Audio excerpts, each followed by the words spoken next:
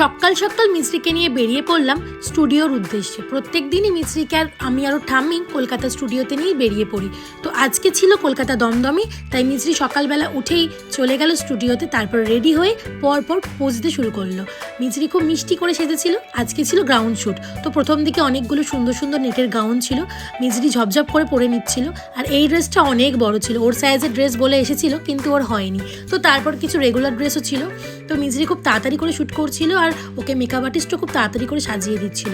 একটু একটু দুষ্টুমি খেলাধুলা এসব তো করতেই থাকে, খাওয়া দাওয়া একটু একটু চলতে থাকে। তো এইসব করতে করতে মিছরির এখানে শ্যুট কমপ্লিট হয়ে গেল।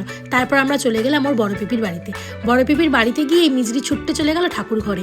এটাও সব থেকে পছন্দের জায়গা, পিপির ঠাকুর ঘর। ওখানে গিয়েই আগে মা ঠাকুর স্বামীজিকে একটুখানি খেতে দিয়ে দিল, তারপর একটু জলও বেড়ে দিল ঠাকুরকে। তারপর সুন্দর করে নমস্কার করে নিল। ঠাকুর, মা, স্বামীজি, মিছরি যেন ভালো থাকে এই আশীর্বাদ ওকে সবসময় করো, আর ও যেন অনেক বড় হতে পারে, ভালো মনের মানুষ হতে পারে। তারপর কিন্তু ওখানে খাওয়া দাওয়া রেস্ট নিয়েই চলে গেল সেকেন্ড স্টুডিওতে। এখানে গিয়ে প্রচণ্ড বদমাইশি শুরু করলো মিছরি। আজকে ঘুমটা তো ভালো করে হয়েই ছিল, কিন্তু এখানে গিয়ে নাচতে শুরু করলো মিছরি। খালি গান চলছিল আর মিছরি নাচছিল। এই করতে করতে পরপর ড্রেস পরতে শুরু করলো আর তাড়াতাড়ি করে শুটিং কমপ্লিট করে নিল। তারপর বাড়িতে এসে আবার ঠাম্মির সাথে সে কি খেলা, ঠাম্মিকে নিয়ে নাচ, বদমাইশি এসব করতে করতে একটা সুন্দর দিন শেষ করে ফেললো মিছরি সবার সাথে।